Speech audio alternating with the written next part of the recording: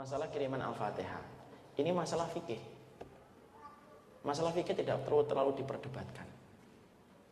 Ya, kalau saya mengambil pendapat bahwasanya tentang masalah itu, saya mengambil pendapatnya beberapa ulama bahwasanya mengirimkan surat Al-Quran kepada yang meninggal dunia itu termasuk salah satu amalan yang tidak dijelaskan Rasulullah. Kalau membadalkan haji memang ada dalilnya. Kalau membadalkan umrah ada dalilnya. Kalau kemudian bersedekah atas nama mayit ada dalilnya. Ada penjelasannya langsung dari Nabi. Tapi kalau mengirimkan maka tidak mendapatkan kabar itu dari Rasulullah. Tapi ulama ada yang mengabarkan bahwasanya itu nyampe. Iya, salah satunya Imam Ahmad. Ini masalah fikih. Dan selalu saya mengulang-ulang kalau sudah masalah fikih itu apa? Kaidah yang selalu saya pakai. Fikih itu luas. Yang sempit itu kontrakan kita. Yang sempit itu hati kita. Yang sempit itu hati kita. Tidak perlu meruncingkan sesuatu. Kalau ada yang ingin mengirimkan Al-Fatihah karena dia bersumber kepada dalil-dalil yang ada dari penjelasan-penjelasan hadisnya, silakan. Tapi secara khusus, secara pribadi, saya tidak termasuk yang memiliki pendapat itu. Kalau saya lebih mencukupkan dengan doa, memintakan ampunan. Sebagaimana dalam surat Al-Hasyr ayat yang ke-10. Walladzina ja'u min ba'dihim yaquluna rabbana ighfir lana wal ikhwanina alladzina sabaquna bil iman.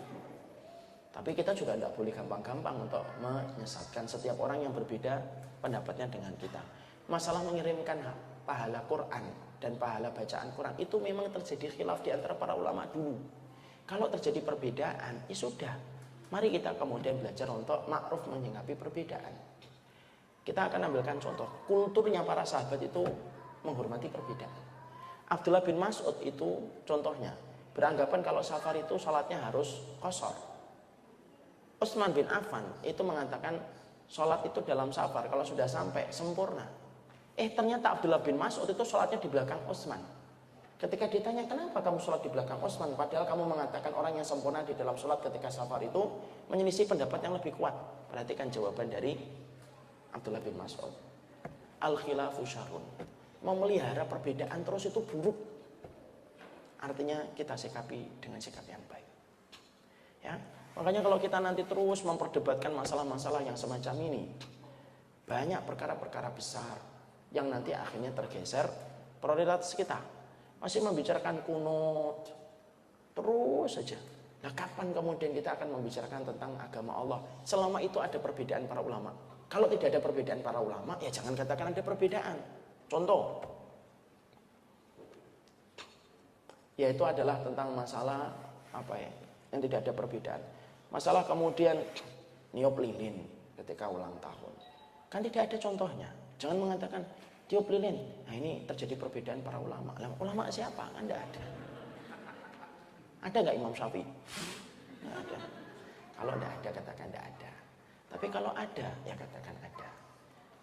Fikih itu luas, yang sempit itu hati kita. Jangan sampai kemudian perbedaan itu merenggangkan persaudaraan kita. Orang Muhammadiyah, dulu kita diadu domba antara Muhammadiyah dengan NU. Saya kulturnya dari keluarga Muhammadiyah. Tapi saya tinggal di lingkungan NU. Dan ketika saya kecil, saya merasakan betul bagaimana luar biasanya perbedaan antara Muhammadiyah dan NU itu, gesekannya di bawah itu luar biasa. Sering saya sampaikan kan, sampai seorang pembicara saja itu dinilai dari kalimat penutupnya. Kalau penutupnya wallahu muwaffiq ila aqwamit thoriq, nah ini NU. Nah, tadi beliau tadi, masya Allah ya bapak-bapak tadi saya tungguin. Wallahu alam bisawab, ini MD. Sampai ada seorang guru, seorang kiai, ustadz itu di kampung saya, karena tidak mau diciri, penutupnya double. Wallahu muwaffiq ila aqwamit thoriq, wallahu alam bisawab. Orang mikir ini MD, NU. Masa kayak gitu kita pertahankan. Nanti kalau kita bertengkar terus, anak-anak kita nanti ngomong, bapakmu kalau ngaji sama ustadz itu, bapakku kalau ngaji sama ustadz itu dua-duanya kalau ketemu tidak ngobrol. Terus nanti kalau kita gede tidak usah ngaji. Daripada kalau ngaji nanti bertengkar, rukun-rukun aja tidak usah ngaji. Walaupun itu baru ilustrasi, bisa nggak terjadi? Bisa. Yang kita harus paham.